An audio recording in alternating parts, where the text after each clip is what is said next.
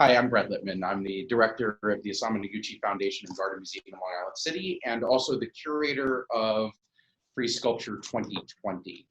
This is the second year that I've worked on the project. Obviously, this year the conditions were very different than last year, and also my thinking was very different even from the get-go.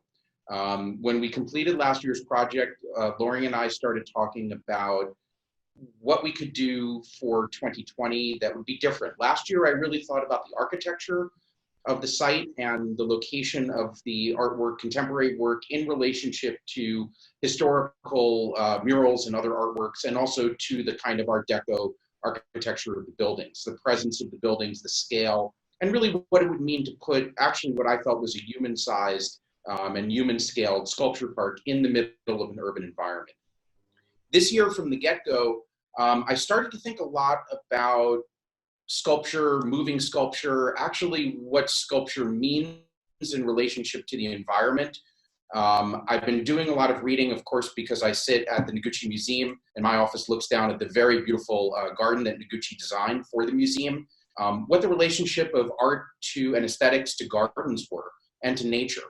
And thinking through Noguchi's ideas about the harmonious, or what should be the harmonious, or sometimes disconcerting relationships between sculpture and nature. How does one navigate that, particularly in the urban environment? At one point, I think I had said to Loring that I wanted to kind of do maybe the first green sculpture park, maybe only work with artists who wanted to work with biological or biodegradable materials so that sculptures could simply disappear. But of course, we're working with Frieze and we're working with an art fair, so not exactly saleable things, that's difficult. But just to think through what that would look like. Obviously, one of the things that I've learned at the Noguchi Museum is when we move sculptures, there's a huge carbon footprint for any kind of sculpture work. There are trucks and shipping things and whatever. So, in some ways, how do we get back to this idea of a really kind of symbiotic relationship between the sculptural world, the aesthetics of sculpture, and the natural world, and again, put that in the middle of New York. That all said, we ended up doing an open call, which dealt with the idea of gardens, or at least of the idea of biological or natural materials. I think the three projects that we're going to talk about today, Thaddeus's project, Ghada's project, and Andy's projects represent very well what that relationship could look like. And as we continued, we ended up in the pandemic, and we had to kind of cut the project down a little bit. I mean, originally we actually were going to work with about 14 artists. Currently we're working with 6 because of social distancing rules. I think that the 6 artists that we continued to work with end up really forming a kind of backbone or spine of the project intellectually, and give us a real sense of that initial impulse of that exploring nature through sculpture. But one of the things that's happened to me personally, and I'm not going to spend too much time on this, but I think in terms of a moment of self-care as we kind of go through the pandemic, I grew up in New York City. I get nervous if I hear too many crickets in the evening. I mean, I like to hear like cars and trucks and things. But actually, for me, in the past couple of months, I've been going out and taking walks in nature, and actually going to visit a lot of gardens about an hour or 2 hours outside of New York. I have to say that that's become a real point of solace for me, and actually a point of self-care. And thinking about that relationship, being a city dweller to nature, has been something that's really been on my mind a lot. And so I'm really happy in a way that this public sculpture project can kind of bring that to the fore in some way on a very personal level. And I hope for people that want to come out and see the projects, that there would be this kind of sense of the ghost of the nature and the atavistic sense of what New York looked like. If you know the history of New York, Rockefeller Center actually was farmland at one point. It was a garden. Further up on the west side, the Dakota building is called the Dakota because that was like going to North Dakota from downtown. So New York City actually was quite a natural environment in the 17th, 18th century. And I think that in some ways we forget that as we walk through the city. But I hope that this project brings back and gives us a sense of that, almost a ghost sense of that. And I think, again, as we talk today about the 3 projects that we have, maybe you'll be able to understand a little bit more deeply how these projects were initiated, what the artists were thinking about, and maybe at the end we can talk a little bit about what the aesthetics are of sustainability and also of ecological consciousness and what that might mean in the future for us. Because I think the art world is going to change. I think that artists are changing and thinking about things in new ways. And maybe this sculpture project can be a starting point. So if we can start now, I want to start with Thaddeus Mosley, an artist that I had the opportunity to meet personally last year.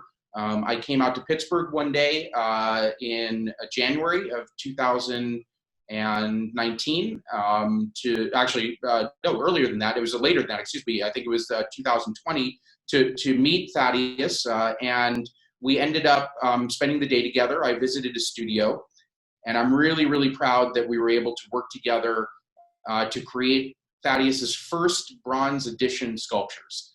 So Thaddeus Mosley is, Thaddeus, you turned 94 this year? Yes, 94, July 23rd, yeah. Happy birthday. Thaddeus has been working for more than 60 years, mostly in wood that's been scavenged or taken from forests in the Pittsburgh, Pennsylvania area.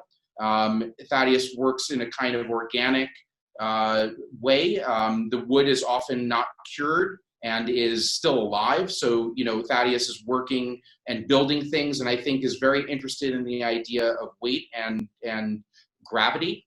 And Thaddeus, could you talk a little bit about the slide that we're looking at now, which is really the first time that you've put together a big kind of outdoor installation of work? I mean, you've had some other works that are outdoors, but this is kind of a massive installation for you.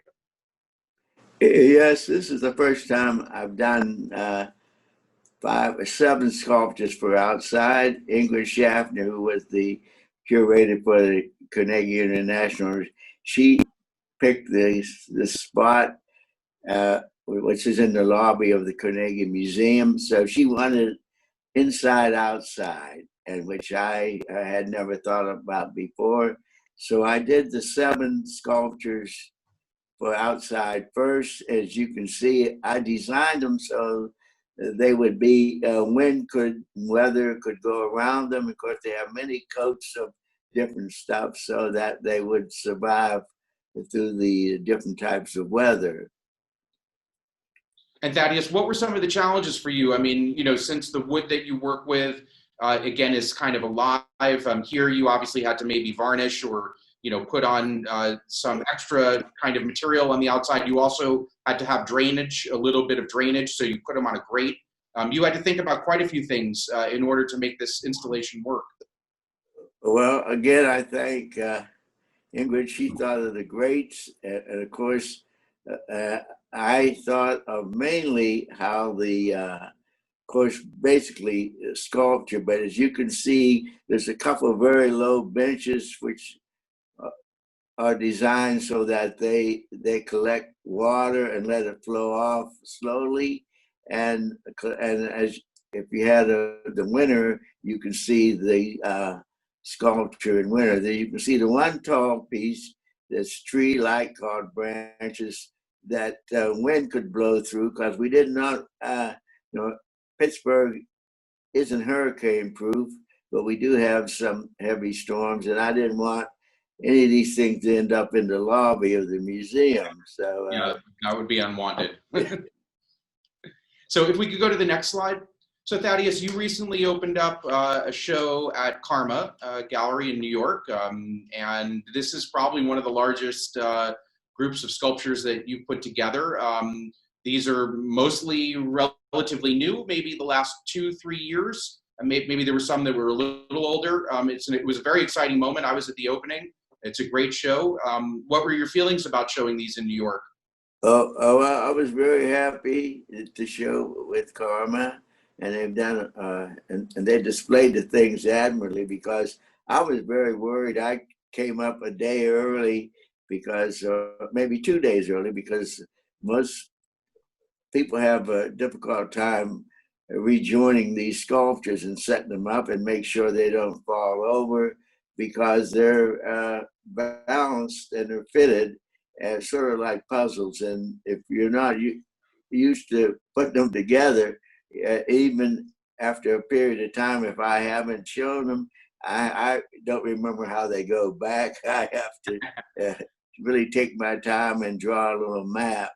But as you look to the further sculpture to the left, that was the last piece that was done in June 2019. I remember because that was the last day they came to pick up the sculptures, and that was new. So Ingrid said, "Can we have that one too?" I said, "You can have anybody you want." So she picked that one. That was the last.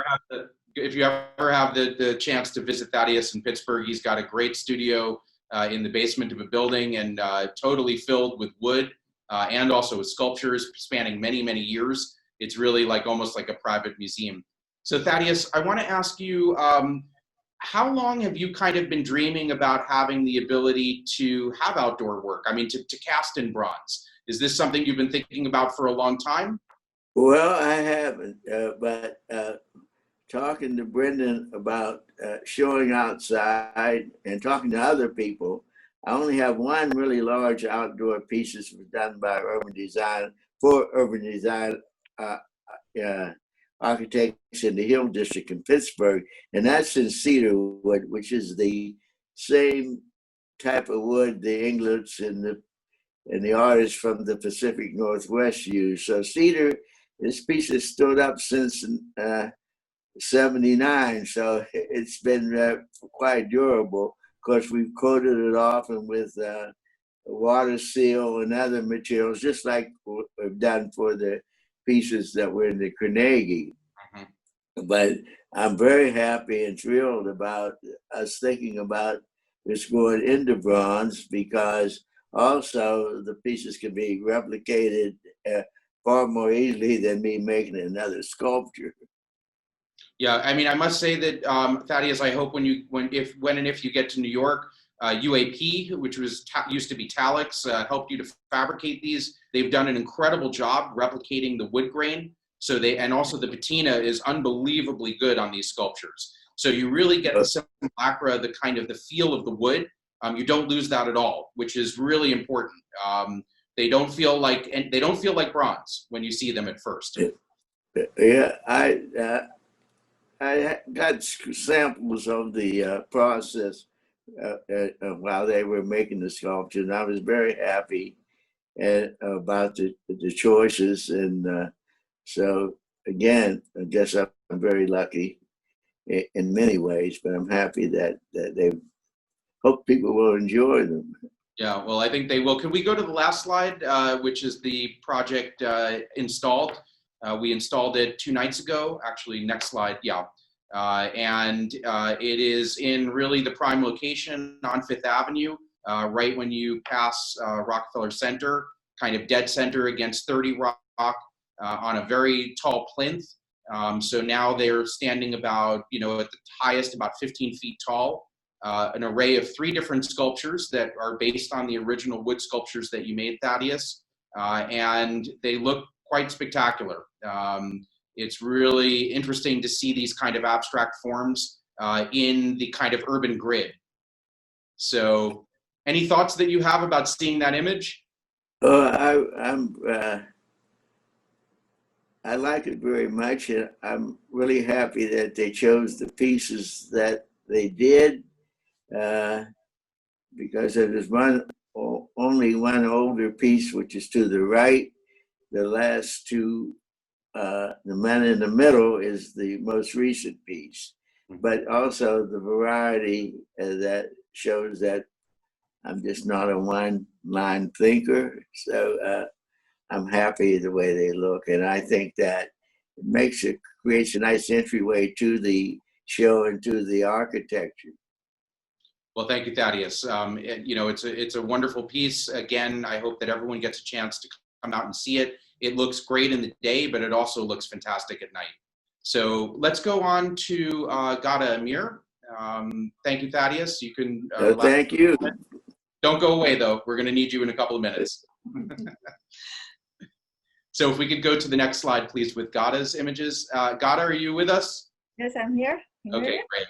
So Ghada, you and I have known each other for a pretty long time. I think I probably first met you when you were at Gagosian Gallery working with them, and kind of knew your work as a painter, also working with textile, with thread. The works that you were doing, these kind of hypersexualized female images. And to be frank, Ghada, I mean, I know that you worked in ceramics and did other things, but the gardens are a little bit of a kind of anomaly and a little bit of a revelation, even for me. I mean, I saw some images in the past, but it is a kind of interesting side path, or not even side path. I mean, it's part of your work, but it's an interesting other way of thinking. So could you talk a little bit about how you started to think about gardens in 1997 and maybe what gardens mean to you? If we could stay on the first slide, if you don't mind, and we'll go through to the next. Thanks. I mean, I have been working with garden outdoor sculpture since 23 years now. Yeah. And it has been a very important practice of my work, but because it's of the galleries and because I don't know, there was no interest really, apart from very little curators, and especially Rosa Martinez, who really pushed me who invited me every year for 10 years to do a new garden so that I can have like this practice. But I first started in 1997. I was actually going to France to visit a space, an art center. And I started already when with my embroidered painting to do embroidered sculpture. I've always liked to do sculpture in the same time than painting, and not just one thing. And then, so I thought they would invite me to show this. And I would go to choose the space. I don't know, this is what I was thinking. And the curator, he told me, no, it's outside. Your space is outside. And I looked at him, I said, no, outside I cannot put my embroidered sculpture because it will be wet and it will be destroyed. And then he said, no, but I don't want to put your embroidered sculpture, you have to do something outside. Then I told him, no, but I don't do this. I am not a sculptor and I don't like this sculpture, big sculpture in the nature. The nature is beautiful, why should I interfere? And then he told me, I don't care, you are gonna stay here until you find an idea. And then he left, and he really, I was in the middle of nowhere. And then I was like, what is this, And then I looked at the nature. I love, I grew up in the south of France, and I love, and I was like, what can I do that is gonna compete with this? I cannot do anything. I always had a problem with this large object in the middle of a beautiful nature. So I started to think about this and about my work, and then I said to myself, what can I do outside that is a little bit a woman like statement, and as outside. So I said gardening. So I was very, very happy. I said, and then he's gonna be upset. I was sure he's gonna be upset because it is totally not something that he would expect. He wanted me to do a sculpture. I'm gonna make a sculpture but with plants. So he came and I told him, I'm going to do a garden. And I was sure he's going to throw me or something. And then he was, oh, fantastic. That's a great origin story. I didn't even know that. So good for the curator for leaving you outside and letting you figure this out. Yeah, exactly, for 2 days. Right? And then I was like, okay, I had this idea. I had an idea of the garden. This garden never worked. I even tried it twice because it was my first. I was like, okay, I'm gonna do this. Like those daisies where you say he loves me not. Yeah. In France, you have he loves me a little bit, he loves me, like the 7 stages. Not loves me not. So I planted a huge square of daisies, and then I wanted people to come and then to take the daisy and then just like make he loves me not, and then put the rose bud, the bud of the daisies in a drawing, and then of course lovers, and it will be the bud of the daisies will make the drawing. Of course it didn't work because I needed like 100,000 of visitors to do this. Right. So this, and then I was like a little disappointed because I like the idea of I like to do it, but then I said, okay, I cannot do sculpture. And then Rosa Martinez, the next year, she invited me, she calls me and then she told me, I'm not interested in your painting. I want you to do something outdoors. I told her, no, I tried it doesn't work. And then she told me, no, but it's a great idea. I want it. Let's try something else. And then this was in 99. And then I did the cactus painting.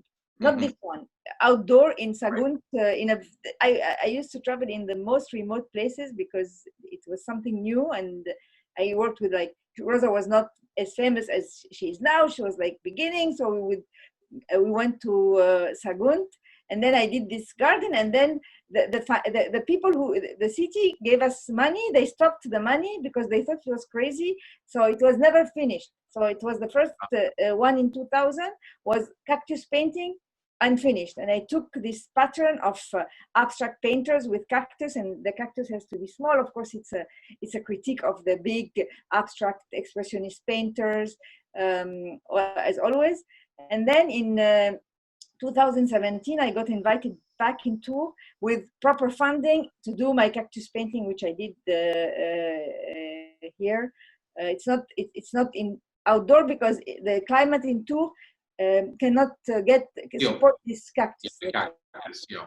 Well, I mean, that's interesting, Ghada, because obviously we did spend a lot of time in your garden in New York, thinking about the time that it was going to be installed since we had to postpone. We even had to change almost all the flowers. I mean, it is something you have to think about depending on the time of year. If we can go to the next couple of slides, and maybe Ghada quickly, as we go through, we're going to kind of do a quick little run through of some of the garden projects that you've done. Yeah, and this is in Santa Fe, 99 as well. And this is Women's Quality, the same garden that I'm installing in Korea, 2001, I did. So Rosa invited me in Korea, and then she told me, you have these 7 lots to do something. So I decided to make a poll of around the museum and ask men and women to tell me woman quality. What do they think about woman quality? And then I would make a poll, and then at the end I chose the 7 quality that was the most recurrent. Mm-hmm. And in 2001 in Korea, because it's a very site-specific, culture-specific work actually. So this was like made with this one flower that flowers once for 2 months in the summer. And some of the quality was like submissive, sexy, presenting well the food, existing eyelashes, and I did cheat in this garden. I put intelligent because I was like nobody has said intelligent, so I put it. So you added your own word. Yeah, here, yes.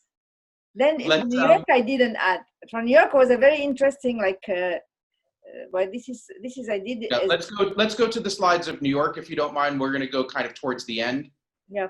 Of the slides, we'll continue. Keep on going, please. Ghada, you can continue to talk. If you could. Okay. Slides, yeah. This about what? About like the. Oh, sorry. Do you want to talk about the Mexico? I wanted to kind of get us to the point where we'll get up to Rockefeller Center. Okay. So let's stop with the slide with Ghada standing at the garden first, if you don't mind, please. Go back one slide. Because the 2 projects are linked in a way, Ghada, right? We have women's qualities that you did in South Korea, and then we've redone it now for New York. Yeah, it's 20 years apart, actually. Mm-hmm. Project is 20 years. For New York, I redid the poll. I asked people to tell me the women's quality, and then I have 17 like planters. And I like the idea as well to show the fountain, because it's very, so I asked the people to tell me quality, and then I put them in those planters with the specific plants of the season and of New York, of course. And it was very interesting to see the difference of answers compared to Korea in 2001 and compared to New York, which is very much like with the Me Too, post-Me Too movement, where they were like creating a Wonder Woman, mm-hmm. and not really saying the qualities. I felt a little bit like there were some okay, the woman has to be perfect, like in terms of how society wants the woman, because she is developed, as if suddenly the woman became developed and then independent, and this is like Wonder Woman quality. Well, it's interesting, Ghada, to kind of take the difference that, and again, because it's site specific, even though it's the same concept, the words are totally different, the meaning is totally different, the location really changes, and the people that you interview obviously affect the project in a very deep way. Yeah. one of the other things, Ghada, is that you kind of explained to me when you were explaining to me what the garden would look like, that like one of the things that inspired you is one of those signs that you might see outside of an airport, like "I love New York" in flowers. You know, so a kind of kitschy, a little bit like lowbrow sense of what, you know, of what flower words can be. So I really kind of laughed because that made a very clear image in my mind of, you know, this kind of words made out of flowers. That is something that you're interested in this project a little bit. For this project, absolutely. Yeah. I always loved I always loved everything with flowers, like sculpture with flowers. I always thought it was, and then this for me, I see it like this. I don't know, like this. Yeah, my dream was that we were going to be able to have plants that you could eat. So that this would be an edible garden. That would have been really special. This was the first idea, like the herbs, but it was the summer. That's why. Yeah, exactly. I actually have drawn an edible garden. I've never done this. I'm waiting to have funds to do it for Spain. Okay. Like it's a farm. It's a kind of a farm inside a city. Got it. Thank you. I'm going to come back to you in just a couple of minutes. Thank you again for working with me on this. And I really hope that everyone gets a chance to come and see. This is Ghada holding up the plants and then the final product today. And everything is beautifully trimmed and the fountains will be on. And I think it's going to be a wonderful project for people to walk through. So now if we can turn to Andy Goldsworthy.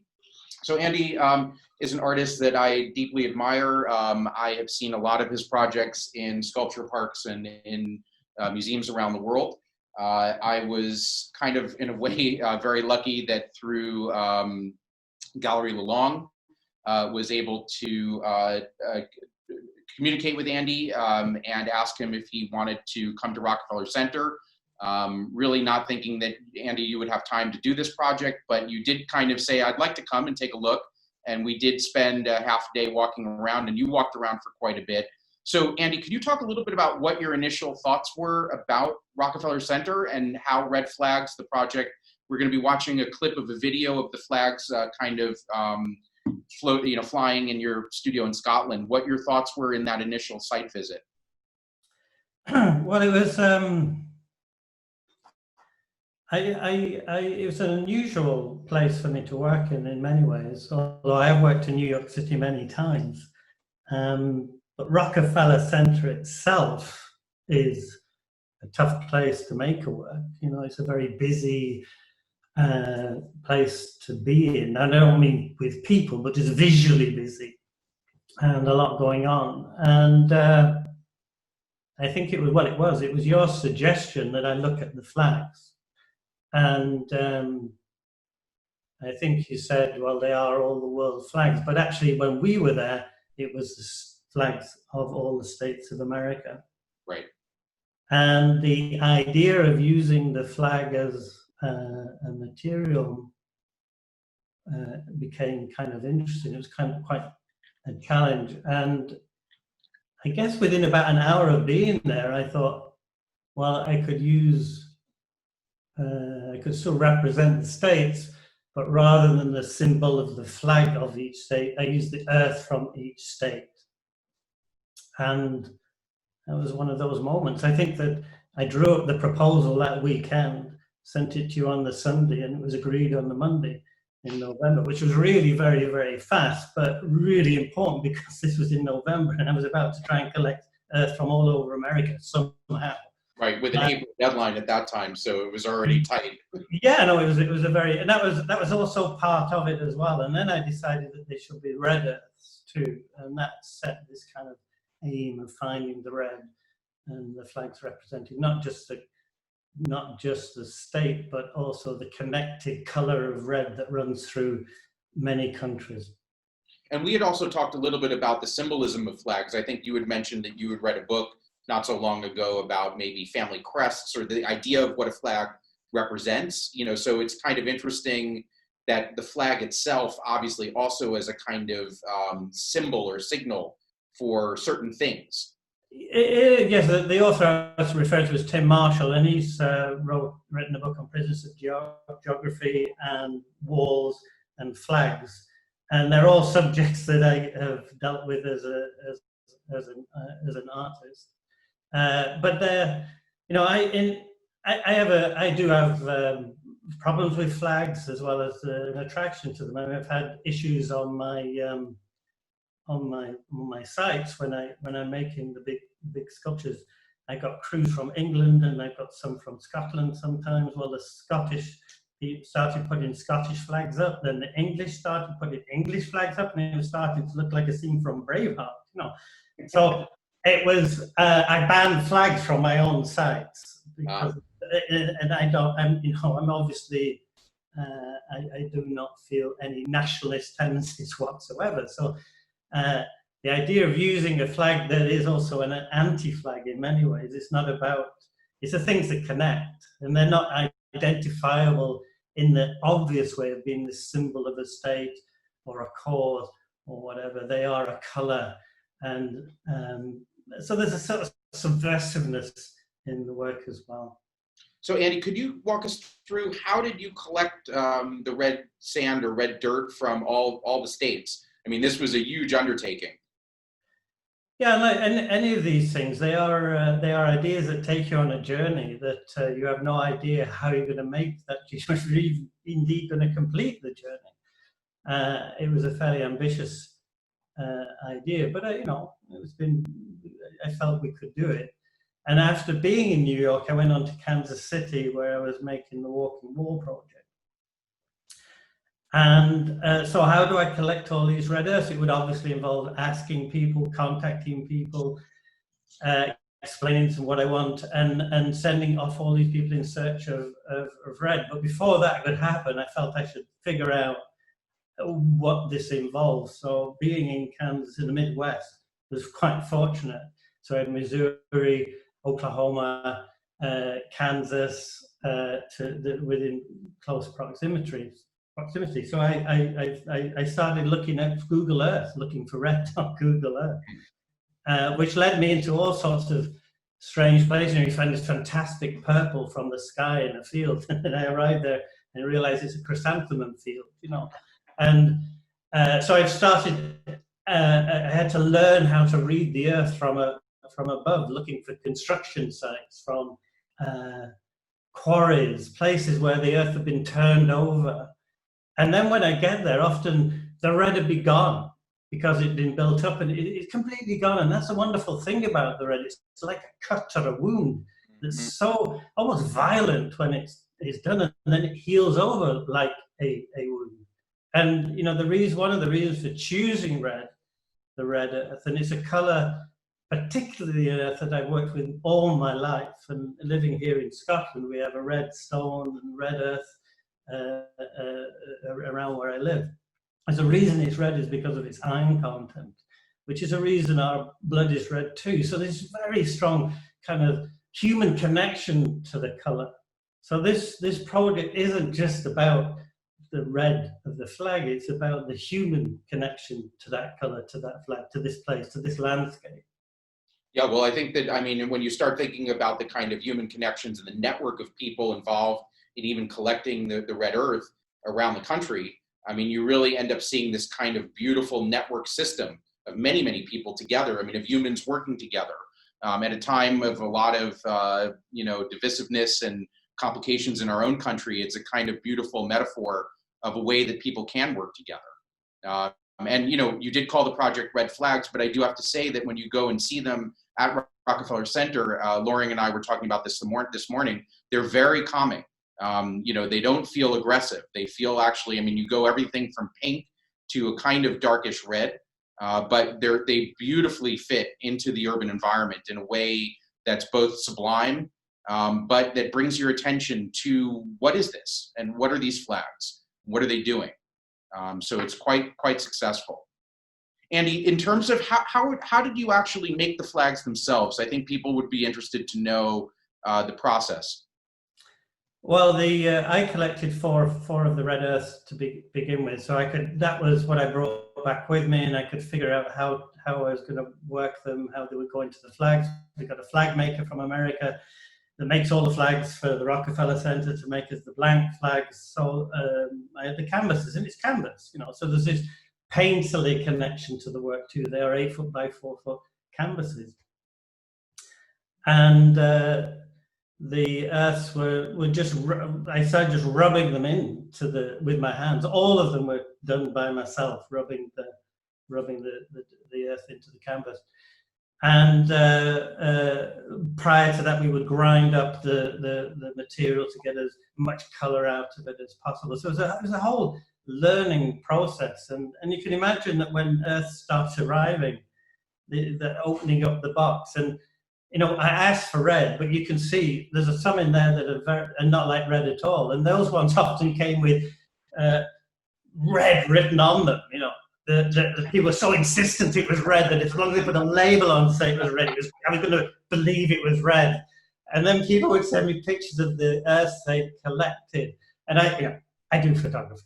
I could see when they turned the red button up, like everything in the picture is red, But that was kind of important, and it was important to look for red, that it wasn't just kind of going to get any earth that was lying around. It was this search took place.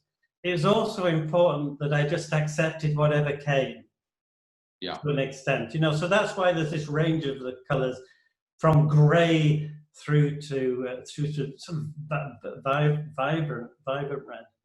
And, well, I think we were looking, Andy, for like North Dakota was one of the last places, if I remember correctly. And I had a friend of a friend. I think she drove about 2.5 hours to go to a location to get the red dirt for you.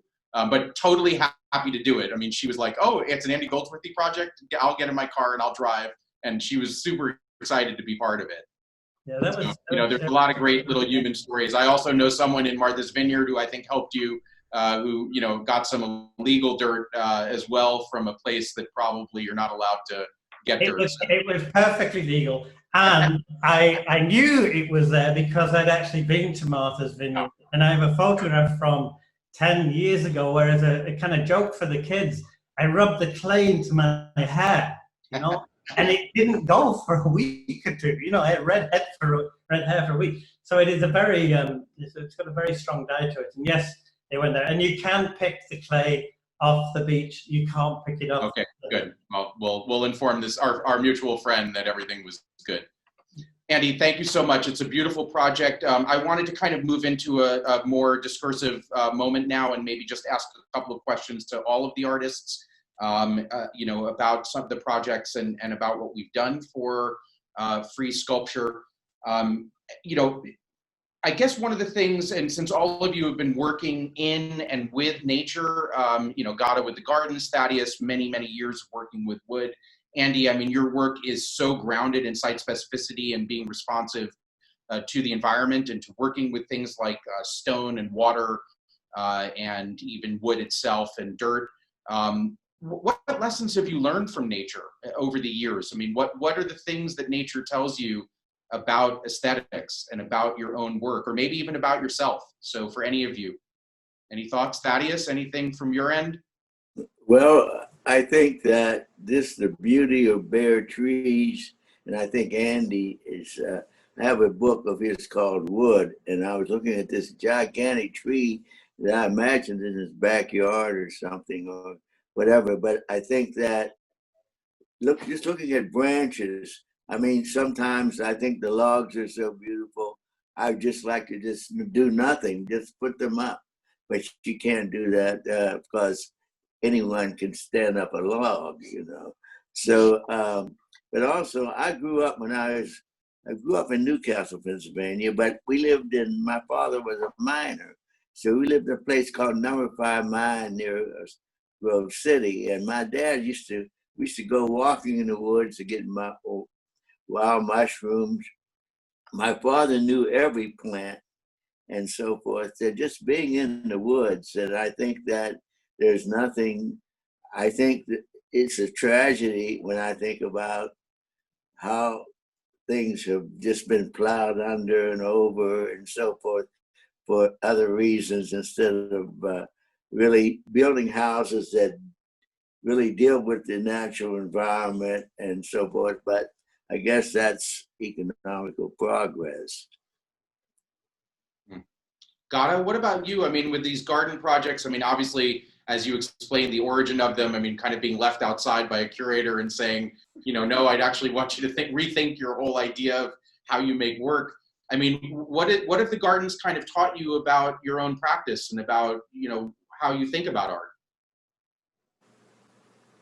No, I don't know if it taught me something how I think about art, because I've always liked to explore many, many things. But garden taught me, like, what I like about this aspect of garden is really you have to be patient and you have to be very caring about nature, because when you make a garden, you really have to tend to a garden. It's not like an object that I do now some bronzes and as well like this, but the garden, they need somebody who is specifically caring about this this project, and this is very important. It's in terms of like as well giving. I give an idea, but then if you want to have like the piece, you have to take care of it, and this is a lesson for all of us. We have to take care of nature. But Ghada, one of the things that I would say, because we've worked together also on some of your collaborative projects. I mean, maybe it is the lesson about collaboration. Because in some ways you do have to rely, as you were saying, on people to care. And embedded in these projects is always working with a gardener, working with a landscaper, working with someone who's going to tend the plants. Yes. Which is a little different than a studio practice, and when you're kind of in your studio by yourself. Yes, and with Reza, for example. Yeah, exactly. So I think that's I've been thinking a lot about that. And in some ways, maybe why the gardens for you can be successful is because you're already trained in that collaborative method. You've been doing that for a long time, even in works like painting, which are weird to collaborate in a way. No one would think about that. Yeah, it's true. It's true. It was as well by chance that I collaborated with Reza. So it was maybe this is how I am.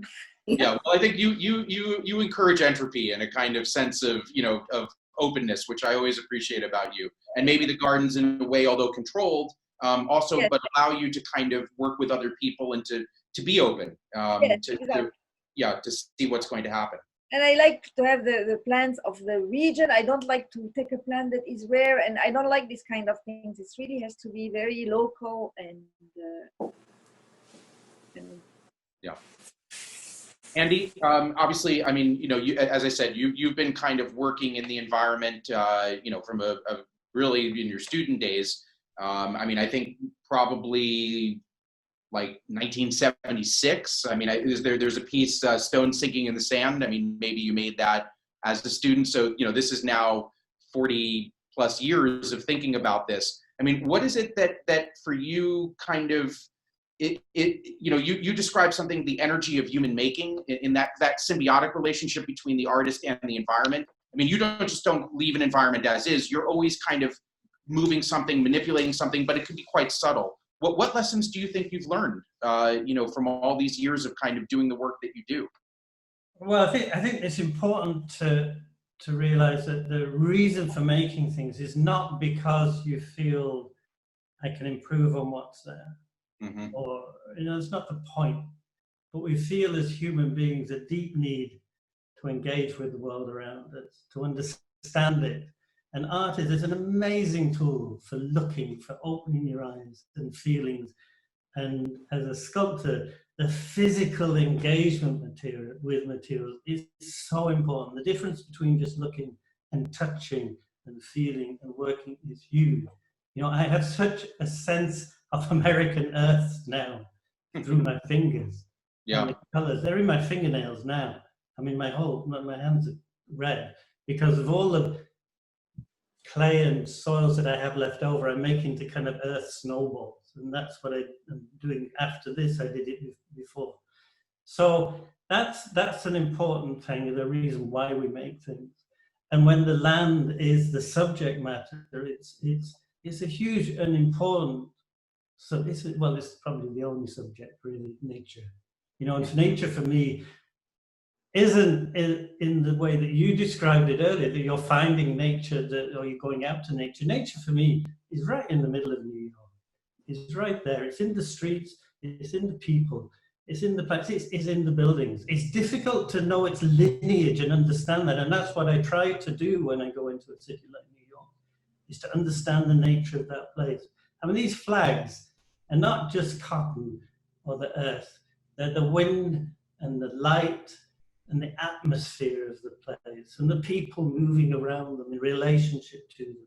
And I hope they tap into that kind of movement and energy that is a city, and therefore understand its nature. Yeah, well, I think that they're going to be quite, if I could describe them as phenomenological. I mean, they sit in this site, and definitely when the wind blows and when crowds of people are going to be gathering around, they have a life of their own. They're really going to be embedded and networked into a whole system of history, of almost archaeology of the city itself. And it's incredibly beautiful and important that can happen. I wanted to kind of ask all three of you a question about, what it means for you to make site-specific sculpture in the public realm in New York City in 2020. Not a political question, but just simply, here we are in the middle of a pandemic. I've been giving a lot of thought to what it means to put up a sculpture park in the middle of COVID. How do we deal with the safety of the public? How do we deal with the safety of people working on the sculptures? I don't know if you've had any thoughts about that, but maybe Andy, we'll start again with you, and we'll go to Ghada and Thaddeus. You've been working you've been working in sites for many years, but this might be the only project maybe that you'll have outdoors this year. I don't know, maybe you'll move on to something else. Yeah, I mean, this is also the first project I think I've ever made outside that I've not been there. Yeah. I mean, this is unprecedented in my practice that I'm usually, and just to make, I mean, it's probably the furthest reaching work I've ever made. It deals with the whole of America, and yet it's been generated from Scotland, my home.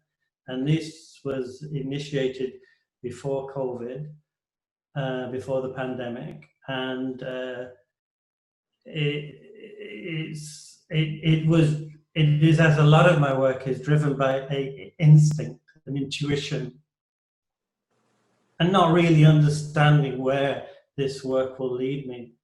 Mm-hmm. And at this moment, there is really difficult to make complete sense of what's going on. And this is a very difficult time.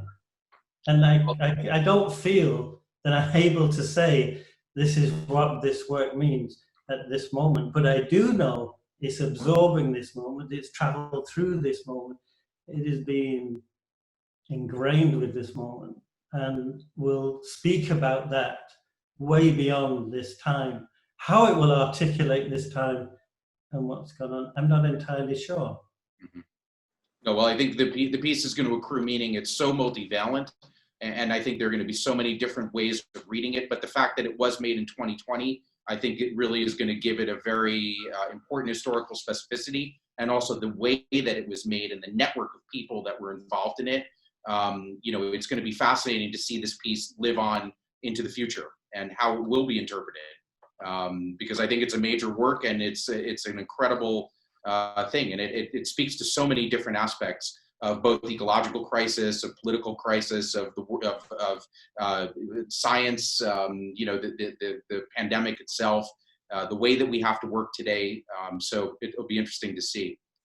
Ghada, what about you? I mean, this piece could be celebrating the 100 years of women's suffrage, which was happening in 2020. I mean, what's your thoughts about putting this project up in the middle of the pandemic, in the middle of New York?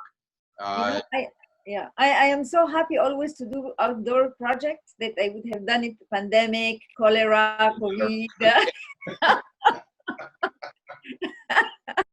Like really. So, I really, for me, each time it's an occasion to experiment and to see how it will work in this, because it's always like site-specific, culture-specific, very political. Sometimes, as well. Sometimes I heard to a lot of people, I say, saying no, like for my garden, because they are extremely political. It's like the most political part of my work are my garden. So it's just I would have done it COVID, no COVID. Yeah, that wasn't a concern for you. No, but I think it is interesting. I mean, the context of putting the idea of women's qualities, the words themselves that are chosen, the location of the work.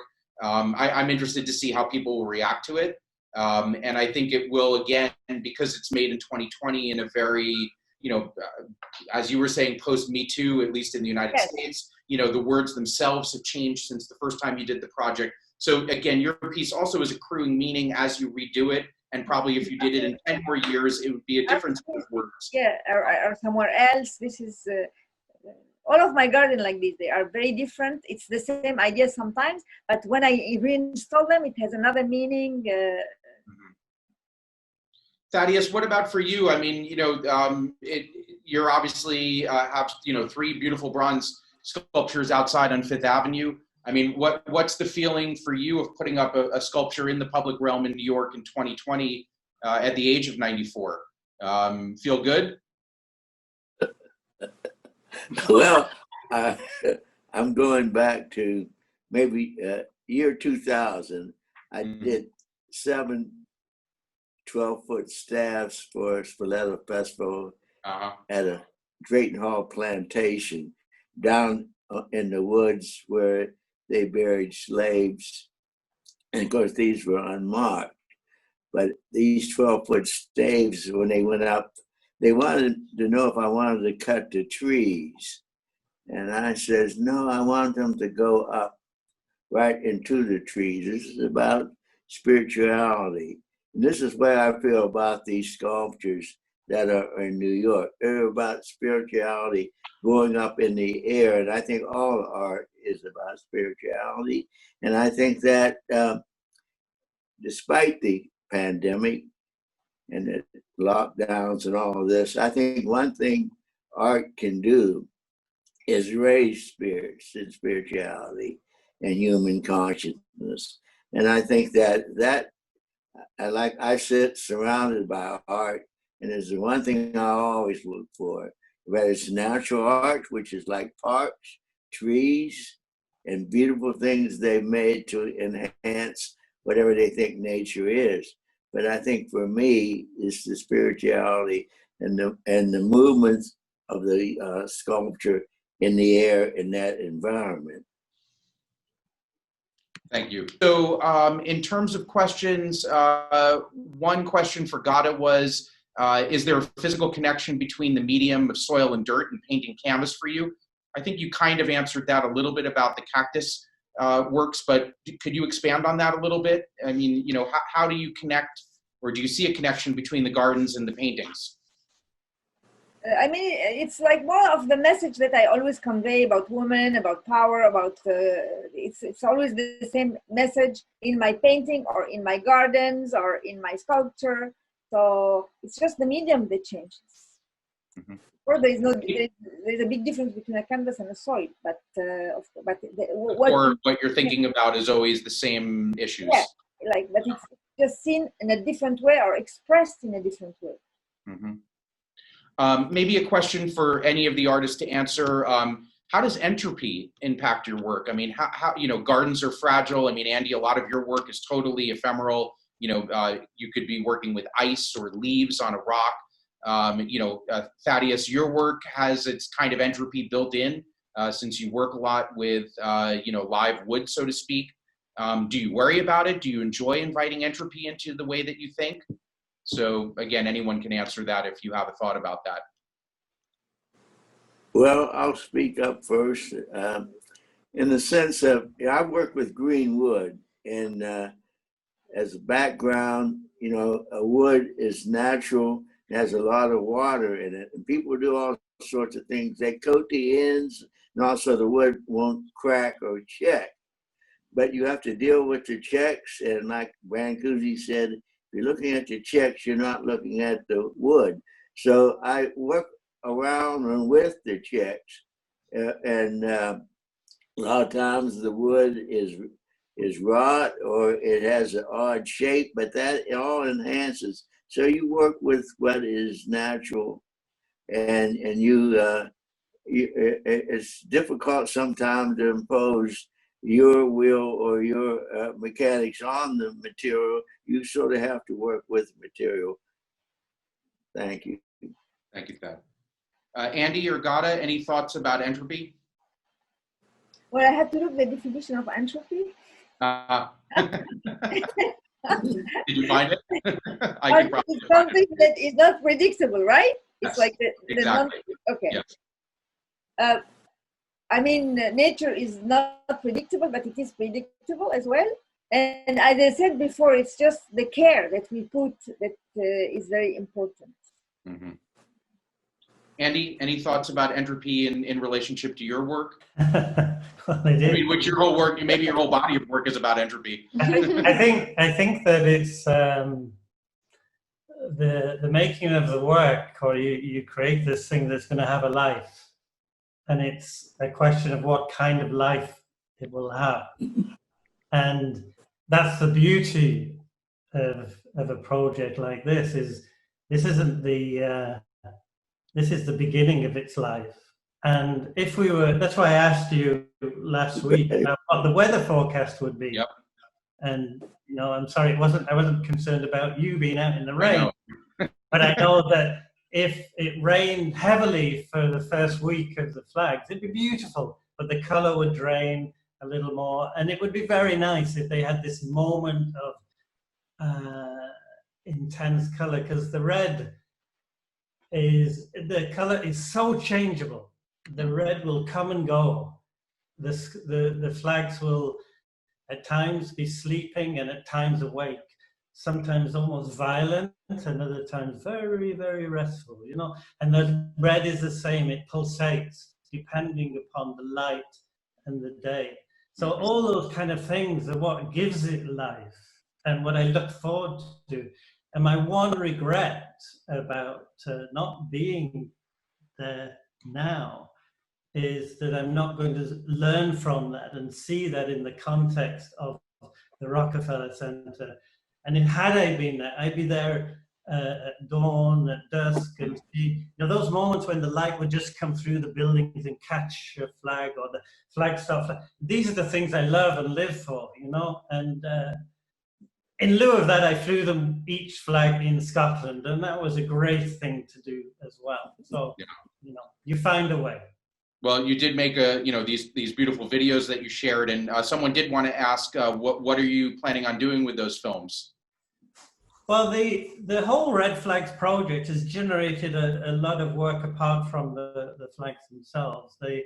And if I had been in New York now, I would be not just documenting. Photography for me is a way of really looking at the work and creating another work out of that work. It's not made for film, but the film comes out of that. And so it generated these films of each flag flying every day, and I've edited together 3 minutes for each flag, and it's an hour or 2 hours long. And it's not meant to be watched as a movie, but it's meant to be seen as a painting of sculpture just flying. And I have to see where they will go. I think they will accompany each flag if they go on to elsewhere, because when they come down from the flagpole, they will have the memory of having been there. They will be worn. If you have a hurricane, they'll all be kind of torn and tattered.